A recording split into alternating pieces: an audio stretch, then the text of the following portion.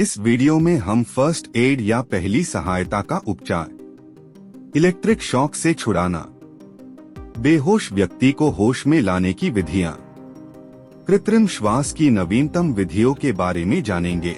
Number 1, first aid या पहली सहायता का उपचार। किसी भी व्यक्ति को कटौती या घायल होने पर सबसे पहले सुरक्षित स्थान पर ले जाएं और खुद को भी जोखिम से बाहर निकालें। उसकी चोट को धोने के लिए साबुन और पानी का उपयोग करें। फिर चोट पर स्वच्छ गैज कोटिंग करने के लिए एंटीसेप्टिक या बैंडेज का उपयोग करें। नंबर 2, इलेक्ट्रिक शॉक से छुड़ाना, removal from electric shock. Electric shock के संबंध में आवश्यक निर्देश ऐसे स्थान पर लगे होने चाहिए जहां से प्रत्येक कर्मचारी देख सके। आवश्यक निर्देश: मेन स्विच का स्थान, डॉक्टर का नाम, पता तथा फोन नंबर, चिकित्सालय का नाम, पता व फोन नंबर, कृत्रिम श्वास लाने की विधियों का चार्ट, उच्च अधिकारियों के नाम व पते, विद्युत से सावधान रहने के उपाय। यदि किसी व्यक्ति को विद्युत शॉक लग गया हो अथवा चल रही लाइन से स्पर्श हो गया हो तो तुरंत मेन स्विच ऑफ कर देना चाहिए। यदि मेन स्विच समीप न हो अथवा ऑफ न किया जा सके तो निम्न प्रकार से उसे पृथक करना चाहिए। अपने हाथों पर सूखा कागज या कपड़ा लपेटकर उसे खींच लेना चाहिए। यदि उसके सूखे कपड़े हों तो उन्हें पकड़कर लाइन से पृथक कर देना चाहिए। सूखे डंडे या लकड़ी से धक्का देकर पृथक कर देना चाहिए। यह ध्यान रहे कि उस व्यक्ति को पृथक करते समय स्वयं भी इंसुलेटेड रहना चाहिए, अन्यथा आपको भी शॉक लग सकता है। इसके अतिरिक्त सूखी रस्सी उस पर लपेटकर व खींचकर पृथक किया जा सकता है। नंबर 3, बेहोश व्यक्ति को होश में लाने की विधियां, मेथड्स ऑफ आर्टिफिशियल रेस्पिरेशन। यदि कोई व्यक्ति विद्युत शॉक से बेहोश हो गया है तो तुरंत विद्युत से पृथक करके लकड़ी के तख्ते या सूखे बिस्तर पर लिटा दिया जाता है, जिससे विद्युत जो उसके अंदर एकत्रित हो गई है वह समाप्त हो जाए, अन्यथा भूमि पर लिटा देने से उसके होश में न आने का भय रहता है। यदि उसके कपड़ों पर चिंगारी निकल रही हो तो तुरंत उसे बुझा दें और देखें कि वह श्वास ले रहा है अथवा नहीं। यदि श्वास ठीक प्रकार से नहीं चल रही हो तो तुरंत डॉक्टर को बुलाएं और उतने समय में जितने में डॉक्टर आवे स्वयं फर्स्ट एड उपचार के अनुसार उस रोगी को श्वास लाने की विधि प्रयोग करें। कृत्रिम श्वास लाने की मुख्यतः 2 विधियां प्रचलित हैं। नंबर 1, सिल्वेस्टर विधि एवं सिल्वेस्टर्स मेथड।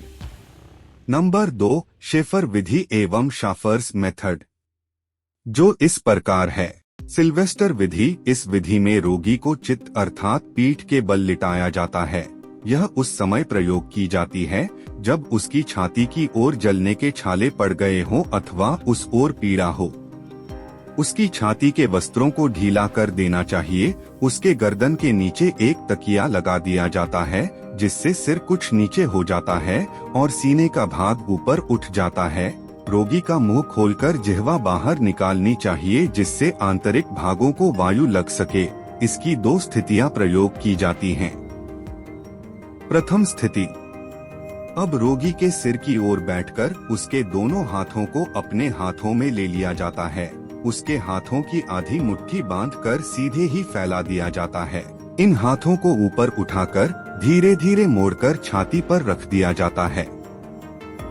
दूसरी स्थिति: इस स्थिति में अपने भार को उन हाथों पर डाला जाता है और 2-3 सेकंड के पश्चात अपना भार हटाकर हाथों को उठाकर पूर्व स्थिति में ले आया जाता है। उस समय मुट्ठी खोल दी जाती है। इस क्रिया से रोगी को स्वाभाविक श्वास लाने में सहायता मिलती है। जब हाथों पर भार डाला जाता है तो फेफड़े दब जाते हैं और अंदर की श्वास अर्थात वायु बाहर निकल जाती है। जब भार को हटा लिया जाता है तो फेफड़े फैल जाते हैं और बाहरी वायु फेफड़े में भर जाती है। इस क्रिया से फेफड़े बार बार दबते और फैलते रहते हैं और रोगी की श्वास आने लगती है। अन्य व्यक्ति से रोगी की जिह्वा को अंदर बाहर कराते रहना आवश्यक है जिससे वायु बाहर निकल सके और अंदर जा सके। यह क्रिया अधिक तेजी से नहीं करनी चाहिए। 1 मिनट में लगभग 10-12 बार यह क्रिया होनी चाहिए। लगभग 1 घंटे में स्वाभाविक श्वास आने लगती है। पूर्ण आराम के लिए यह क्रिया लगभग 3 घंटे तक करनी चाहिए।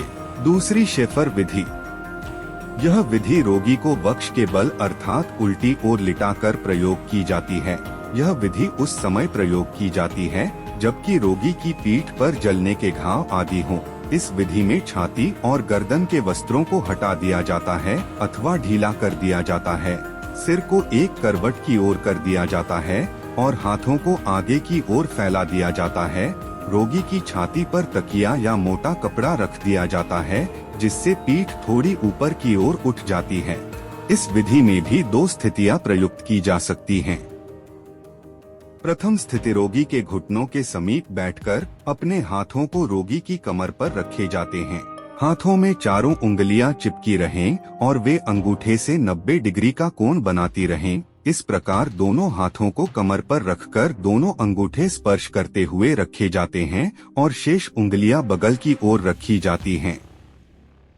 दूसरी स्थिति, इस स्थिति में हाथों द्वारा अपना भार डाला जाता है, साथ ही अंगूठे सहित हाथों को नीचे की ओर ले जाया जाता है। भार डालते समय स्वयं को भी कुछ झुका दिया जाता है। 2-3 सेकंड के पश्चात भार को कम करते हुए हाथों को पूर्व स्थिति पर ले आया जाता है और स्वयं का झुकाव भी सीधा कर लिया जाता है। यह क्रिया बार बार की जाती है। इस क्रिया के करने से भी रोगी के फेफड़े दबते हैं और सिकुड़ते हैं। जब हाथों पर दबाव डाला जाता है तो छाती दबती है और फेफड़ों से वायु बाहर निकल जाती है, परंतु दबाव के हटा लेने से फेफड़े फैल जाते हैं और बाहरी वायु अंदर चली जाती है। इस विधि से स्वाभाविक श्वास आने लगती है। यह क्रिया भी शीघ्रता से नहीं की जाती है।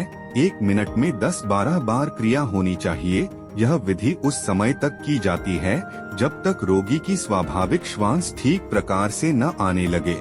पूरी तरह से आराम के लिए यह क्रियाएं लगभग 3 घंटे तक की जाती हैं। नंबर 4, कृत्रिम श्वास की नवीनतम विधियां, new methods of artificial respiration. कृत्रिम श्वास की नवीनतम विधियां निम्नलिखित हैं। यह शीघ्र ही की जा सकती हैं और इससे शीघ्र ही स्वाभाविक श्वास आने में सहायता मिलती है। 1. मुंह से मुंह लगाना, माउथ टू माउथ मेथड। 2. मुंह से नाक विधि, माउथ टू नोज मेथड। 1. मुंह से मुंह लगाना। इस विधि में रोगी के खुले मुंह पर अपना मुंह लगाकर श्वास फूंक कर की जाती है। मुंह द्वारा कृत्रिम श्वास की यह विधि अधिक प्रचलित होती जा रही है क्योंकि यह क्रिया तुरंत अपनाई जा सकती है। इस विधि में जिस व्यक्ति को विद्युत शॉक लगा हो और श्वास न चल रही हो उसे तुरंत पीठ के बल लिटा दिया जाता है। उसके गले व छाती से कमीज हटाकर खोल दिया जाता है। उसके गर्दन के नीचे तकिया आदि रख दिया जाता है जिससे गर्दन नीचे की ओर झुकी रहे। मुंह खोलकर ऊपर व नीचे के दांतों को पृथक कर दिया जाता है जिससे मुंह द्वारा वायु जा सके। यदि मुंह न खुल पाए तो ऊपर व नीचे के जबड़ों को खोलने का प्रयत्न किया जाता है। मुंह के खुल जाने पर मुंह में अंगुली डालकर मुंह साफ कर दिया जाता है जिससे वायु के जाने में अवरोध न रहे। अब अपना एक हाथ रोगी के गर्दन के नीचे रखा जाता है और दूसरा उसके मुंह पर रखा जाता है जिससे मुंह खुला रहे। स्वयं लंबी श्वास खींचकर रोगी के मुंह पर अपना मुंह रखकर तेजी से फूंक मारी जाती है। तभी रोगी की नाक भी बंद कर दी जाती है। इस क्रिया से रोगी के फेफड़े में श्वास भरती है और ऊपर उठ जाती है। तभी अपना मुंह हटा लिया जाता है और रोगी के फेफड़े की वायु बाहर निकल जाती है। यदि वायु फूंकने से छाती उठती दिखाई न दे तो उसका सिर और जबड़ा देखा जाता है। उसके गले और मुंह को पुनः साफ करे। अपने मुंह में गहरी श्वास भरकर पुनः रोगी के मुंह में फूंकी जाती है। इस प्रकार की क्रिया 4-6 बार करने पर छाती फूलने लगती है और श्वास जाने लगती है। यदि फिर भी श्वास का आना जाना अनुभव न हो तो रोगी के कंधों को थपथपाया जाता है। उसकी गर्दन को इधर उधर करके हिलाया जाता है जिससे गले में यदि कोई रुकावट होती है तो दूर हो जाती है। यह क्रिया 1 मिनट में 10-12 बार की जाती है। यह क्रिया शीघ्रता से की जाती है जिससे रोगी की श्वास शीघ्र आने में सहायता मिलती है। फूंक मारते समय रोगी के मुंह पर महीन रुमाल डाल देना चाहिए जिससे स्वयं का थूक रोगी के मुंह में न जा सके और उसमें अवरोध उत्पन्न न कर सके। 2. मुंह से नाक विधि, यदि ऐंठन या मरोड़ की स्थिति में अथवा अन्य किसी प्रकार से रोगी का मुंह न खुलता हो तो रोगी को नाक से वायु भेजी जा सकती है। नाक द्वारा वायु भेजने की विधि अन्य विधियों से अधिक लाभप्रद है। इससे वायु की अधिक मात्रा रोगी के अंदर भेजी जा सकती है। यह क्रिया अधिक सरल है। रोगी को पीठ के बल लिटा दिया जाता है। गर्दन के नीचे तकिया लगाकर लटका दिया जाता है। गर्दन व छाती के कपड़े ढीले कर दिए जाते हैं। अब स्वयं गहरी श्वास खींचकर रोगी की नाक के छेद पर रखा जाता है। रोगी का मुंह बंद रखकर तेजी से श्वास नाक में फूंक दी जाती है। यह श्वास फेफड़े को फुला देती है। फेफड़े के न फूलने पर कंधों को थपथपाया जाता है और मुंह को इधर उधर हिलाया जाता है और अपनी श्वास पुनः नाक में फूंकी जाती है। पुरुष की नाक में तेजी से और बच्चे की नाक में धीरे धीरे श्वास भेजी जाती है। यह देखते रहना चाहिए कि छाती श्वास फूंकने पर उठती है और श्वास निकलने पर नीची होती है। इस प्रकार की क्रिया 1 मिनट में 10-12 बार की जाती है। सामान्य सावधानियां, जनरल प्रिकॉशंस। 1. श्वास लाने की कृत्रिम विधियां बलपूर्वक और अधिक तेजी से नहीं करनी चाहिए। इससे आंतरिक इंद्रियों पर हानिकारक प्रभाव पड़ सकता है। 2. यह विधियां तुरंत अपनाई जा सकती हैं, इस कारण चिंतित नहीं होना चाहिए। 3. जले हुए भागों पर तेल लगा देना चाहिए। 4. रोगी को ढक कर रखना चाहिए जिससे ठंड न लगने पाए। 5. रोगी को विद्युत झटका लगने के तुरंत बाद लकड़ी या बिस्तर पर लिटाना चाहिए। 6. डॉक्टर की बिना राय के रोगी को कुछ नहीं देना चाहिए। यदि आवश्यक हो तो केवल ताजा पानी देना चाहिए। 7. कोई भी सुगंधित वस्तु सूंघाते रहना चाहिए।